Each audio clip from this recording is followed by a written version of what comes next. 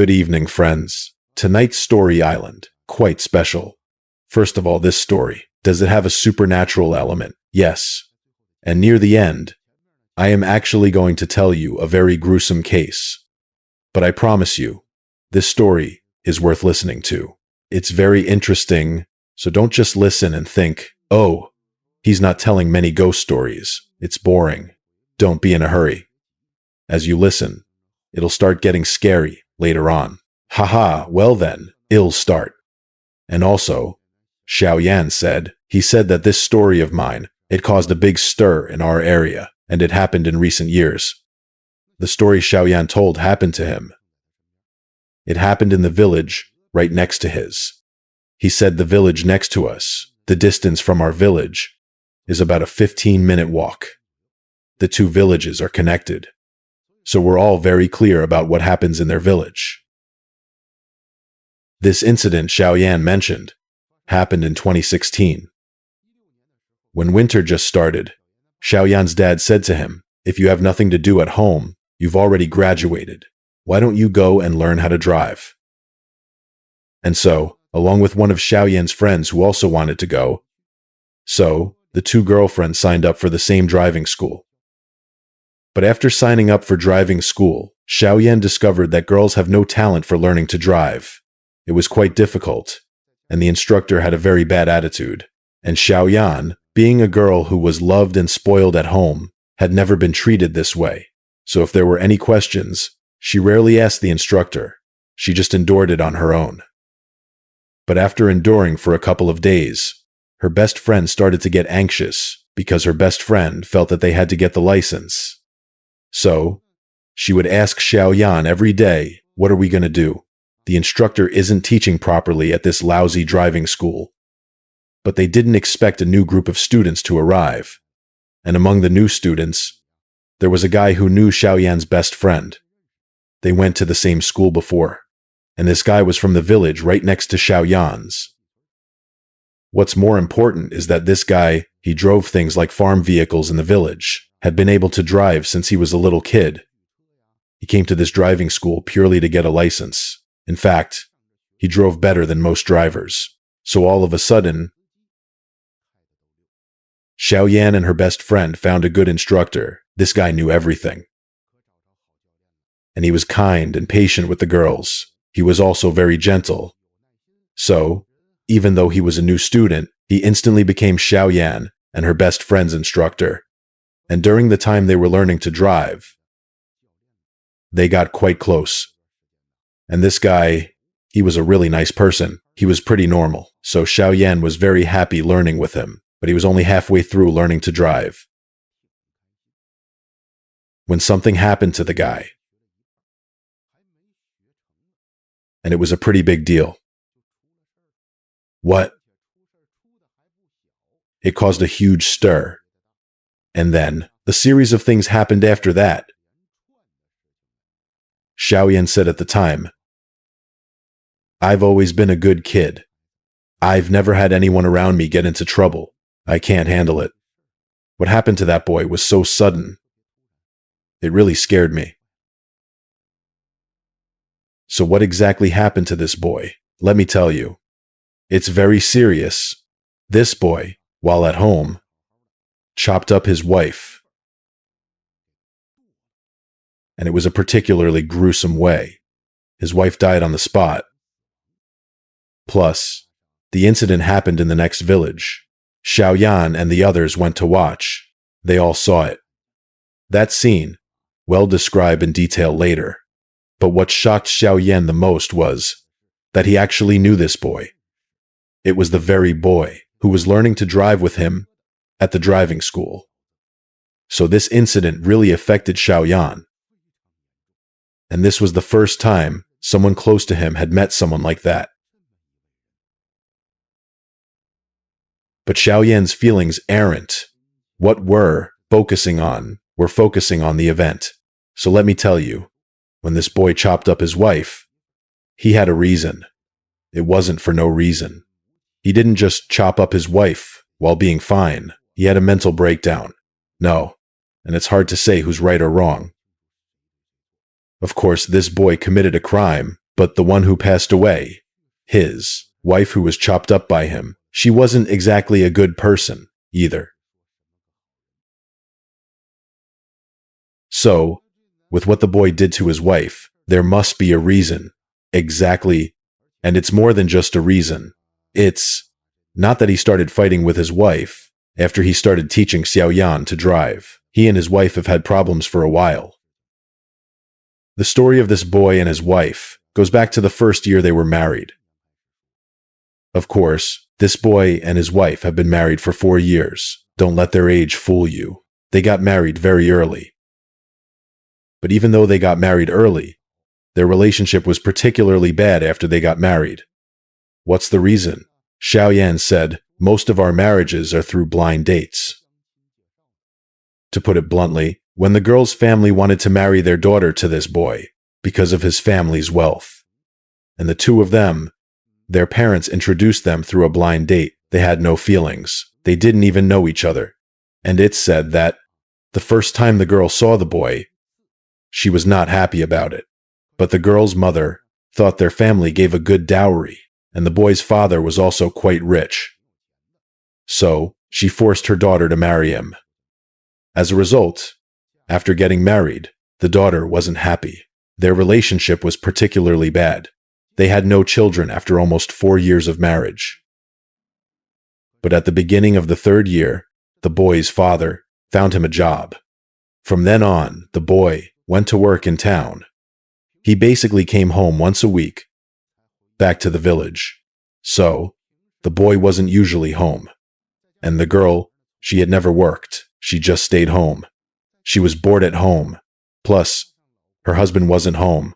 So, she started an affair with a guy from the next village. At first, they kept it very quiet. They were sneaking around.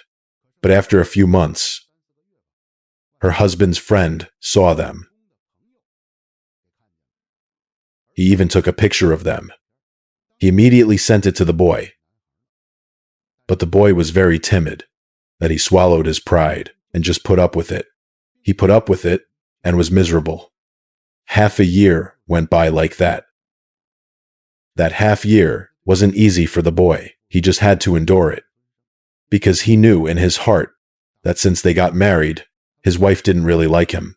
But they say the girl was good looking. The boy loved his wife. Even though they'd been married for a few years, the boy was always trying to please his wife. He had to respect her every day. According to their relatives, every time the boy wanted to be intimate with his wife, he had to beg her for a whole week. In other words, only he knew how hard his life was. Only he knew it. But later on, the boy went to a driving school. After he got to the school, he was in a hurry to learn. So he basically didn't go home every week. He stayed in town, near his workplace, because the driving school was in town, not in the village. So the girl, his wife, became even crazier at home. She started seeing the guy. But they hadn't been seeing each other long when his husband's classmate saw them on the street. And again, he took pictures and sent them to the boy. What's more, this time, the photos were not sent to him privately, but were sent to a group chat with his classmates. The group chat just exploded. And the boy suddenly felt that this was the biggest humiliation of his life. He became the laughingstock of his classmates. So in those days, the boy felt the biggest humiliation of his life. Plus, he had endured it for so long, he thought about it, and he didn't want to endure it anymore. So he found a night to do it, and he was ready to talk it out with his wife. But the next day when they were going to talk, they started arguing, and they argued fiercely. But that night, his family wasn't home. His parents weren't home. His grandparents lived with them. The grandparents heard them arguing, but they didn't get involved. When they woke up at 5 inches the morning, the grandfather found that there was a strong smell of blood in the boys' room.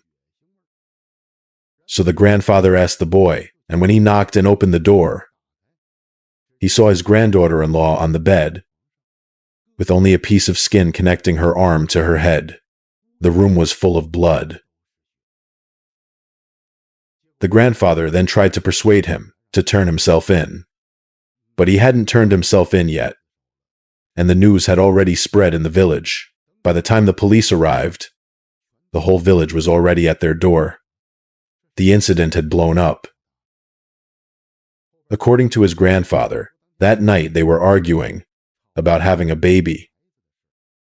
It seems that last night they were talking about something and they got more and more heated. The woman, it seemed, didn't want to sleep with her husband and didn't want to have a baby with him. But the husband, he was insistent on having sex with his wife to have a child. So they had a big fight. The grandfather said they threw things that night, but after a while they heard nothing. So they thought they had stopped fighting, but they didn't expect it to end in a disaster the next day. After the disaster, it became a huge event. And since he killed someone, by common sense, there was a 90% chance the boy would be executed. It doesn't matter if it was provoked or not. This is murder. But the girl's family had a brother who was quite fond of money. Plus, as we said before, the boy's family was not poor. So, the boy's family thought that they could compensate the girl's family with money. They would get the girl's family to drop the lawsuit. If they dropped the lawsuit, the boy would get a lighter sentence and his life would be spared. At the time, this suggestion from the boy's family was exactly what the girl's family wanted. The girl's family probably thought their daughter was already dead and the other side was sincerely apologetic. Plus, their own daughter did have some problems. So they agreed to the compensation. But besides the compensation money, the girl's family made a lot of demands. They said the coffin for their daughter had to be made of good wood. It had to be over 100,000 yuan. And when their daughter was buried, they had to find a makeup artist to restore her face. More importantly, she had to be buried in gold and silver jewelry. On her body, she had to wear real gold necklaces and such. They couldn't use fake ones. In short, the funeral had to be as grand as possible. The boy's family, in order to save their son's life, did everything they could. They made the funeral very grand. According to our friend, Xiao Yan, on the day of the funeral, there were almost 1,000 people there. The funeral was completely surrounded. And Xiao Yan said, the day of the funeral, they said, they had to use a crane to lift the coffin. Nobody could lift it. Rumor has it that the coffin alone cost 120,000. But this information, you can just listen to it and forget it. That's not important. What's important is the boy was not executed. According to Xiao Yan, he was sentenced to over 20 years. He should get out in 18 or 19 years after parole. For the boy's family, this was a miracle. That means the money wasn't wasted. But here comes the main point. The funeral was so widely publicized that for miles around, everyone knew about it, and everyone knew her coffin was worth a lot. And when she was buried, she was wearing a lot of 24K gold jewelry.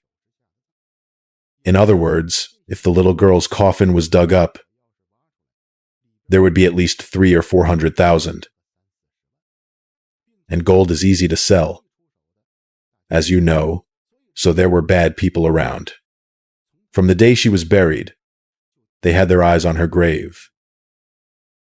And in the countryside, it's ground burial. You must remember, it's not like they're stored in an ash repository or a crematorium or funeral home. No, it's in a cemetery in the countryside. And guess what happened? I am not kidding you. It really happened. Less than 4 or 5 months after she was buried, the grave was robbed. And they say the grave had a huge hole in it. And somehow, They even dug up the coffin. They even took the coffin lid with a car. The girl's body was thrown to the side. They say her clothes were torn.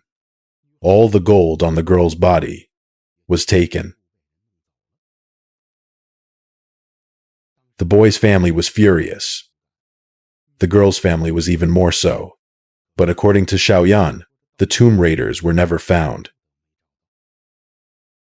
But from then on, Xiaoyan said, strange things started happening in our two villages.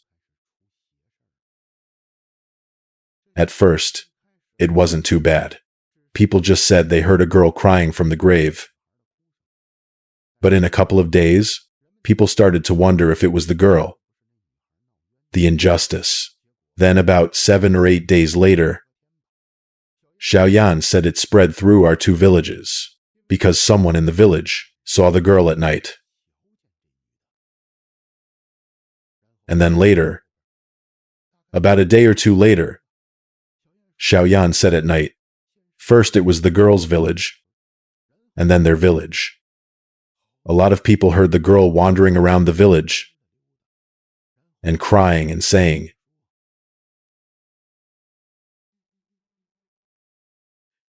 "No one cares about me. Why wasn't he killed? Do you know how much pain I am in?" This is all what Xiaoyan heard from others. She heard it from her villagers. This had already spread to Xiaoyan's village. Xiaoyan said she remembers it very clearly. Around the end of 2016, the whole village, by 7 p.m., almost no one would go out. But Xiaoyan remembered at that time. He said it happened to be Chinese New Year. Honestly, the New Year saved us, because we pay special attention to setting off firecrackers for the New Year. They're very loud. And this year, every family bought a lot of firecrackers.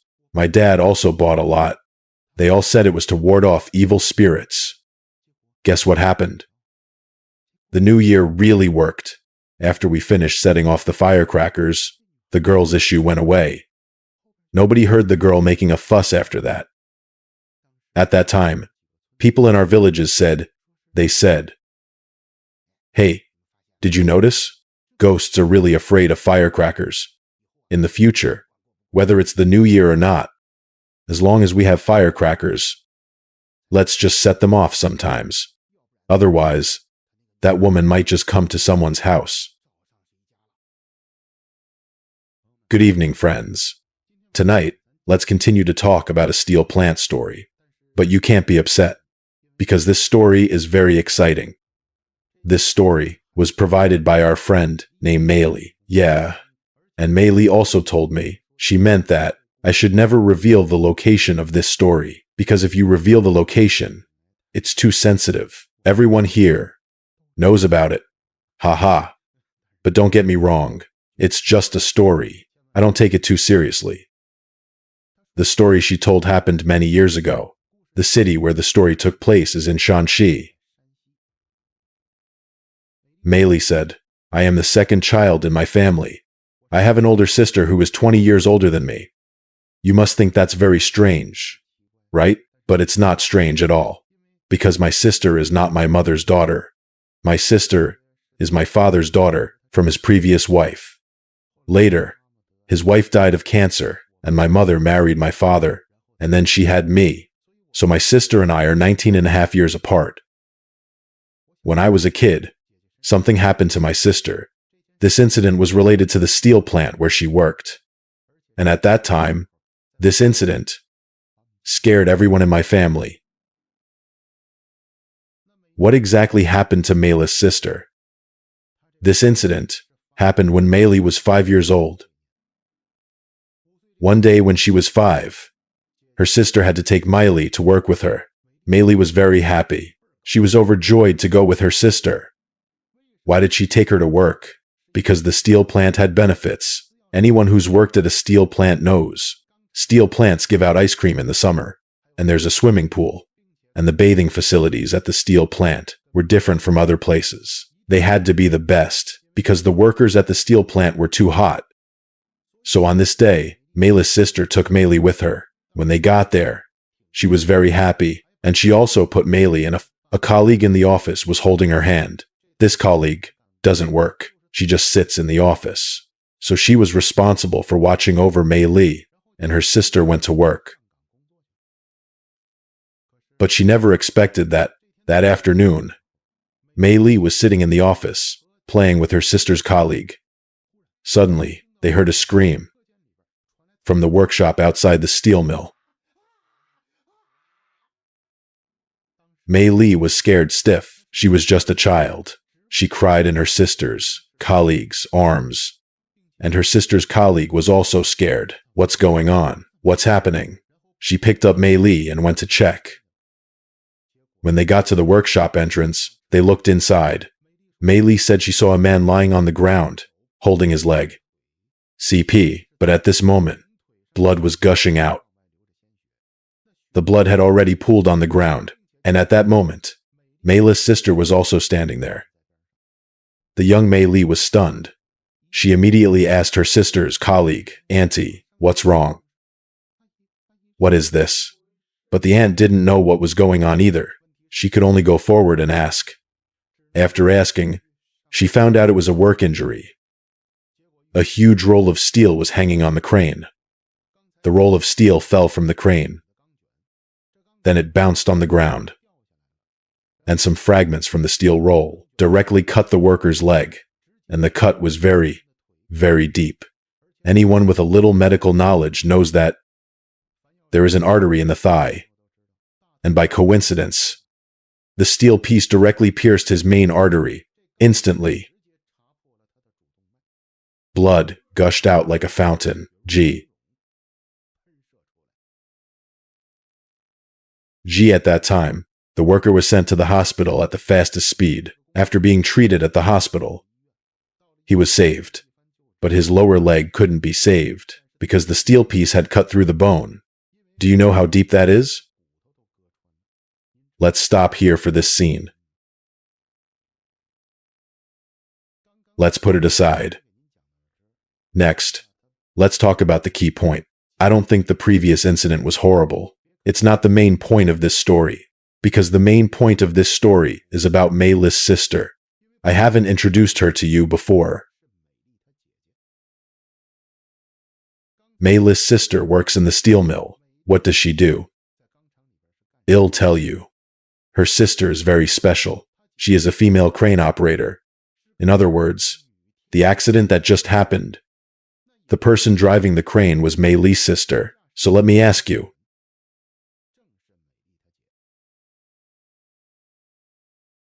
Does this incident have to do with Mei's sister? Should she be held responsible? Because she injured a colleague, and the injury was very serious. But I'll tell you, Mei's sister is not responsible, because before the accident, Mei's sister used the intercom on the crane to report to the leader twice. She told the leader, "Something feels off today, boss. This overhead crane is shaking. In short, something's not right. I can't quite explain it. How about we stop and check it?" Her sister reported it twice. She made the same report twice, but the boss wouldn't listen. But we can't blame the boss entirely, because her sister couldn't explain what was wrong with the crane. So you must be wondering why she reported it at all. What was wrong with the crane? Was something really wrong with it? I'll tell you. Something was wrong with the crane, but the problem was barely noticeable, and her sister didn't notice the crane's problem before reporting it to her boss. So why couldn't she be direct? When she reported to her boss, it's because something strange happened before the accident.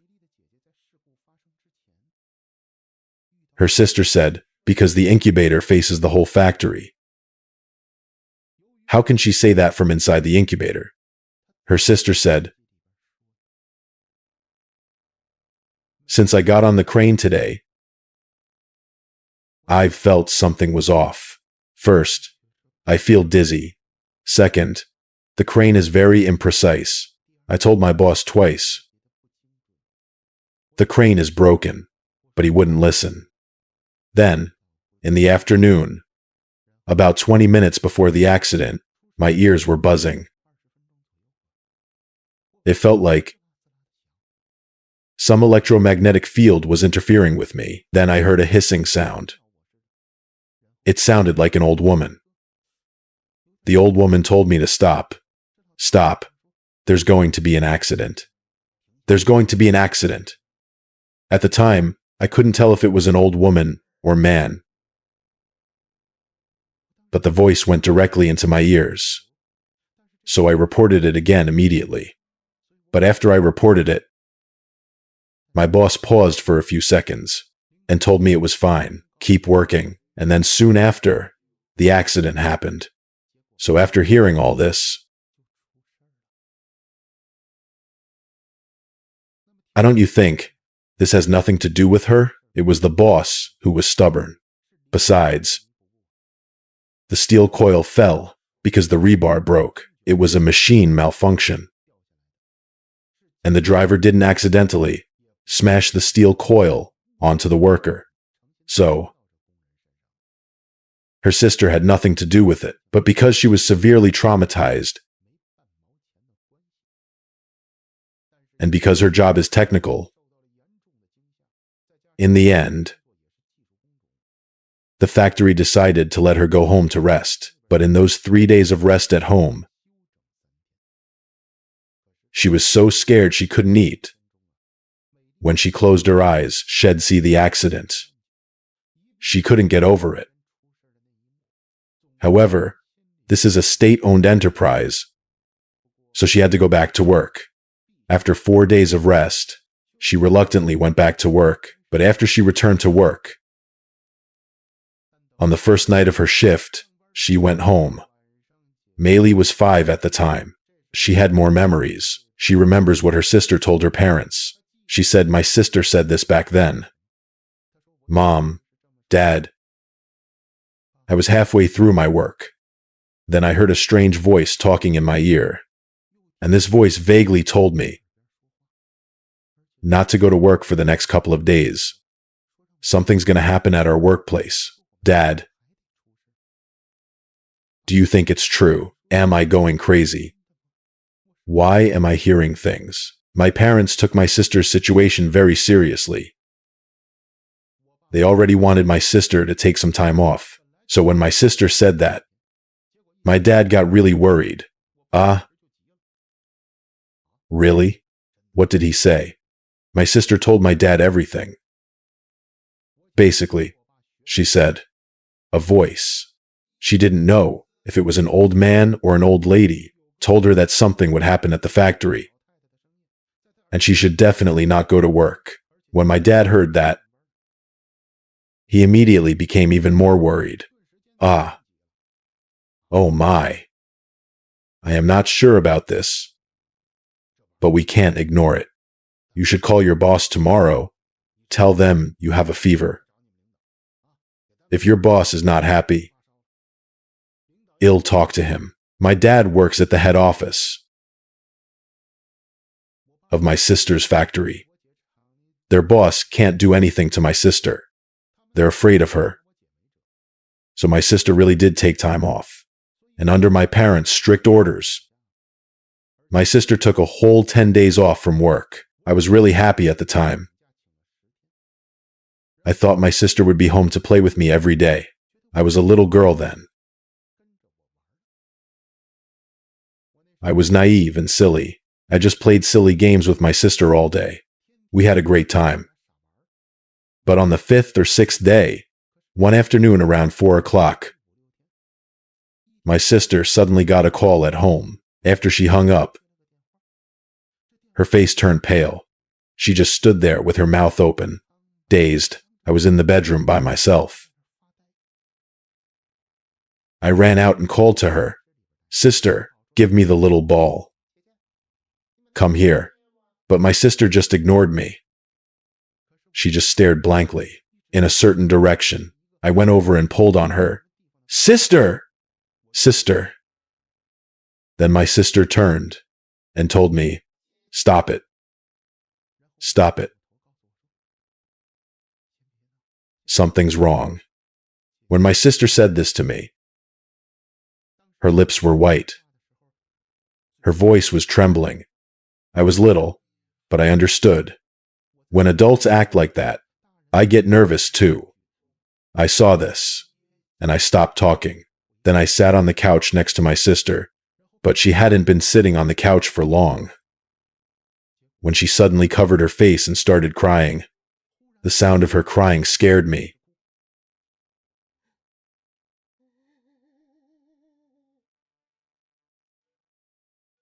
I cried too.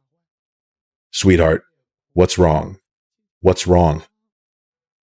Then we were both crying here. My mom came back. My mom came in, opened the door, and saw. What's wrong with these two sisters? Did you guys fight? She came over to ask us. Then my sister just threw herself into my mom's arms and kept crying. I was standing on the side like a silly kid. What's going on? Then later on, I learned from my sister something happened at their factory. And it wasn't a small thing. It was a catastrophe. Later on,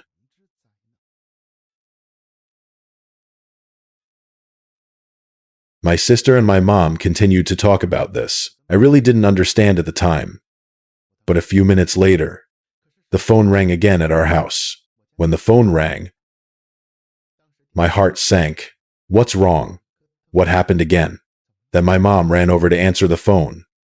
That's when I understood. It must have been my dad calling. After she hung up the phone, my mom told my sister, "Your dad and them also got the news." Oh my. I was so scared. Thank goodness you didn't go to work. If you had gone to work, it would have been a problem. My sister was crying and talking to my mom at the same time. Yes. It seems like this is a big deal. I heard from my workplace that people died, and after that, I am not going to repeat what they said. It was just a conversation between my mom and my sister. It was all over the place. I don't remember it, but we waited until the evening, around 6 p.m. My dad still hadn't come home, so I asked my mom, "Why isn't Dad home yet? What are we having for dinner tonight?" My mom came over and gently poked my head. She poked me very lightly. "Don't talk about it. Your dad won't be back today. He'll be back really late. Your sister isn't feeling well. Something happened today. Let's just eat something simple. Just wait a little bit, and I'll make something for you." After I heard that, I felt like, what's going on that's so serious? There was nothing I could do. I was just a kid, so I just continued to sit on the sofa and watch TV. Then, in the middle of watching TV, I suddenly shouted, "Dad, sister, look! They're showing your factory. Your factory is on fire," but it wasn't really on fire. My sister's factory and the workshop where my sister worked, that workshop exploded. All 40-plus workers in the workshop were instantly incinerated. Because the temperature of steel making in the steel factory is very high, once this stuff explodes, it's over 1,300 degrees. The human body can't withstand that at all. Not even the bodies could be found. It's just that at the time I was a kid, the adults couldn't tell me about this. But all these things, I only understood this when I grew up. As a kid, I had no idea what happened. But now, when I talk about this with my sister, she just says, she still tells me, "Oh my." I still find it strange. On the day I had that crane accident, the person who spoke in my ear, who was that person? Why did he save me? Okay, my friends.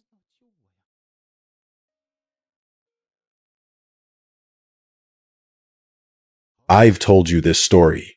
Do you know why I had to tell this story? You are so on point.